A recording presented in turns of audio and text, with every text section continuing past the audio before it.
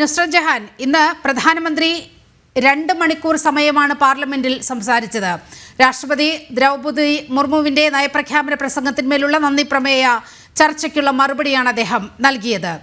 അദ്ദേഹം പറഞ്ഞു വെക്കുന്നത് 25 കോടി ജനങ്ങളെ ദാരിദ്ര്യ വിമുക്തരാക്കിയ 10 വർഷങ്ങളാണ് കടന്നുപോയത്. ഇപ്പോൾ എവിടെയും ഗരീബി ഹഠാവോ എന്ന് പറയുന്ന ഒരു മുദ്രാവാക്യം ഉയരുന്നില്ല.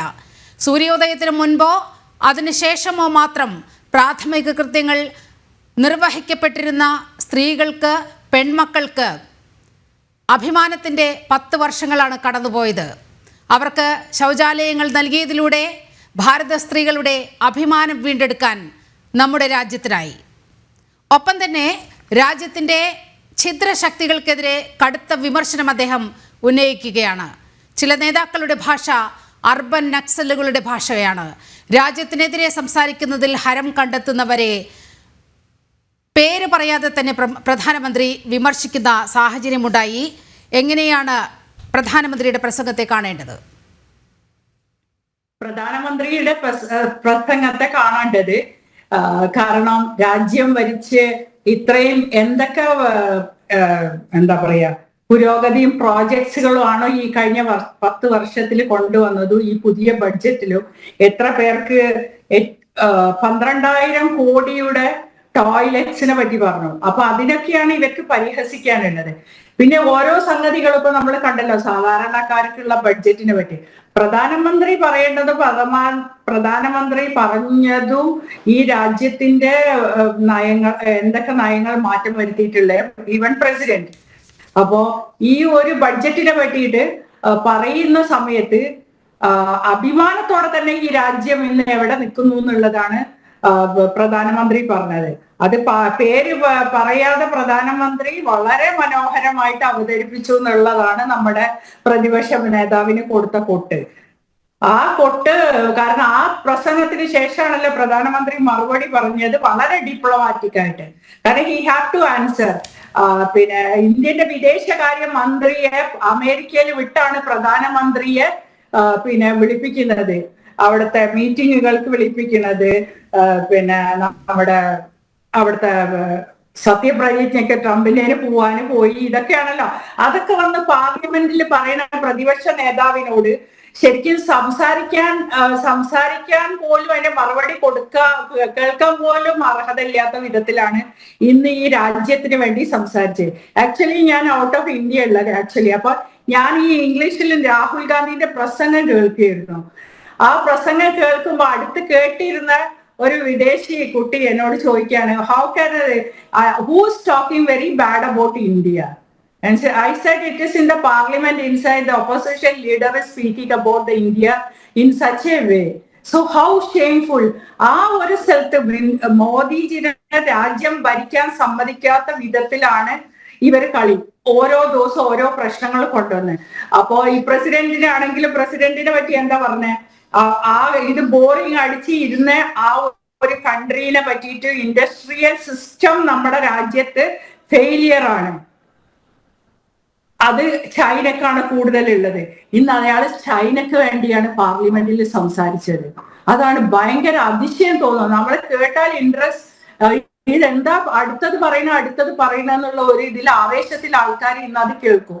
കാരണം അത്രക്കും ഒരു രാജ്യത്തിന്, സ്വന്തം രാജ്യത്തിന് ഒപ്പോസിഷൻ ലീഡർ രാജ്യത്ത് ഇല്ലാതെ പോയതാണെങ്കിലും ഓക്കെ. അപ്പൊ ഈ ഒരു ഏറ്റവും ഹൈലൈറ്റ് ചെയ്യേണ്ട കാര്യം UN participation of India. UN നമ്മൾക്ക് ഇല്ലാതെ പോയത് നമ്മൾ ഇന്ത്യ UN കൈ കോർത്ത് വേണം ചെയ്യാന്ന് നമ്മൾ സാധാരണ ഭാഷയിൽ പറയുമ്പോൾ. അപ്പൊ ഈ UN പാർട്ടിസിപ്പേഷൻ വേണം എന്നുള്ള ഇദ്ദേഹത്തിന്റെ കോൺഗ്രസിന്റെ മുതിർന്ന നേതാവായ നെഹ്റു എന്തുകൊണ്ട് ആലോചിച്ചില്ല? എന്തുകൊണ്ട് നമ്മൾ ഇന്ത്യന്റെ ഈ പറയുന്ന ചൈന അങ്ങോട്ട് എത്തി, ഇവിടെ എത്തി, ചൈന അത്ര കുതിച്ചു, ചൈനയില് പിന്നെ തൊഴിലില്ലായ്മ ഇല്ല, ചൈനയില് ഫുൾ ആൾക്കാർക്ക് തൊഴിലുണ്ട്, ഓരോരുത്തരും റെവല്യൂഷൻ ഉണ്ടാക്കി വെക്കുകയാണ്, അവരെ ഡ്രീംസ് അവരെ ഉണ്ടാക്കുന്നുണ്ട്. ചൈന ഇന്ത്യന്റെ അകത്ത് ഇരുന്ന് കളിക്കുന്നത് because we failed our make in India system എന്നാ പറഞ്ഞത്. China is sitting inside our country because we failed to make in India success. എന്താ അയാൾ ഉദ്ദേശിച്ചത് അത് പറയാം. അപ്പൊ ഇവിടെ എങ്ങനെ രാഹുൽ ഗാന്ധിന് വേണ്ടിയിട്ട് ബാക്കിൽ നിന്ന് കൊട്ടുന്ന ബാക്കിയുള്ള MP-മാരോട് പറയാനുള്ള, ഇതേ പാർട്ടിയുടെ പ്രധാനമന്ത്രിയായിരുന്ന നെഹ്റു, ഇന്ദിരാഗാന്ധിയും ഒക്കെ എന്തുകൊണ്ട് ചൈനയെ സപ്പോർട്ട് ചെയ്ത്? This is A long agenda. ഇതിന്റെ അന്ന് തൊട്ടുള്ള ടാർഗറ്റാണ്. സ്വാതന്ത്ര്യം കിട്ടുന്ന ഉറപ്പായ കാലം തൊട്ട് ബ്രിട്ടീഷുകാരോട് ലോകത്തിൽ ഇരുന്ന് എങ്ങനെ എന്തെല്ലാം സ്വത്തുക്കൾ അവരെ പേരിലാക്കാം, ബാക്കി സ്വത്തുക്കൾ എങ്ങനെ വഖഫിന് കൊടുക്കാം, ചൈനനെ എങ്ങനെ പ്രൊട്ടക്ട് ചെയ്യുക, പാകിസ്ഥാൻ എങ്ങനെ പ്രൊട്ടക്ട് ചെയ്യുക, ശ്രീലങ്കക്ക് എന്ത് ചെയ്യുക, ബംഗ്ലാദേശിനെ എങ്ങനെ ഇതാക്കാം, ഇതെല്ലാം പറഞ്ഞു ആലോചിച്ചെടുത്ത ഒരു ടാർഗറ്റാണ് ഇന്ന് നടപ്പാക്കിക്കൊണ്ടിരിക്കുന്നത്.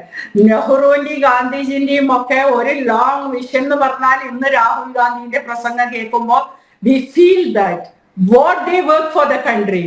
See, why we don't have participation in UN Security Council as a 5 members, and how that China got it? Who made it? That is what we want to ask Rahul Gandhi.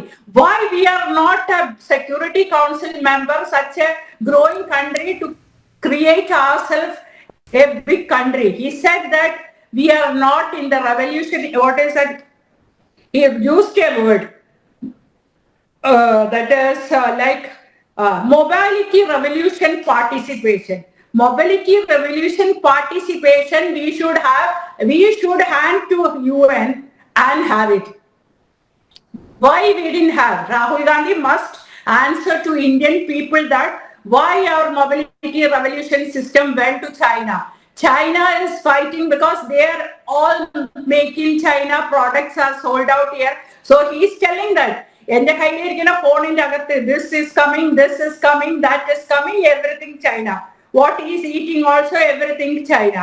Okay, everything ചൈനയിൽ വന്ന് China ഇത്ര ആവും എന്നൊക്കെ അറിഞ്ഞിട്ട് that itself ആ സമയത്ത് തന്നെ നെഹ്റുവിന്റെ അഭിപ്രായത്തോട് ലോക നേതാക്കള് ഈ അടുത്ത് പോലും ടർക്കിഷ് പ്രസിഡന്റ് പോലും പറഞ്ഞിട്ടുണ്ട്, ഇന്ത്യയാണ് എന്നും UN മെമ്പറായിട്ട് ഇരിക്കേണ്ടത്. വെൻ ഈ telling something in the parliament, കൈയടി കിട്ടാൻ കോൺഗ്രസ്സുകാരെയും സുഡാപ്പികളെയും കൈയടി കിട്ടാൻ വേണ്ടി രാഹുൽ ഗാന്ധി പ്രസംഗിക്കുമ്പോ ഒന്ന് ഓർക്കണം, മൊബിലിറ്റി റെവല്യൂഷൻ ഇന്ത്യക്ക് ഉണ്ടാവൂല എന്നുള്ളൂ, ചൈനക്ക് വരുന്നുള്ളൂ. അവർ ഏറ്റവും വലിയ ശക്തിയാവും അടുത്ത 21ാം നൂറ്റാണ്ടാവുമ്പോ. 20ാം നൂറ്റാണ്ടിലെ ഒന്നിലേക്കും നമ്മളുടെ പാർട്ടിസിപ്പേഷൻ കൊടുക്കണ്ട, ചൈന വളരട്ടെ പറഞ്ഞ അവന്റെ മുത്തച്ഛനോടാണ് അവൻ പറയേണ്ടത്.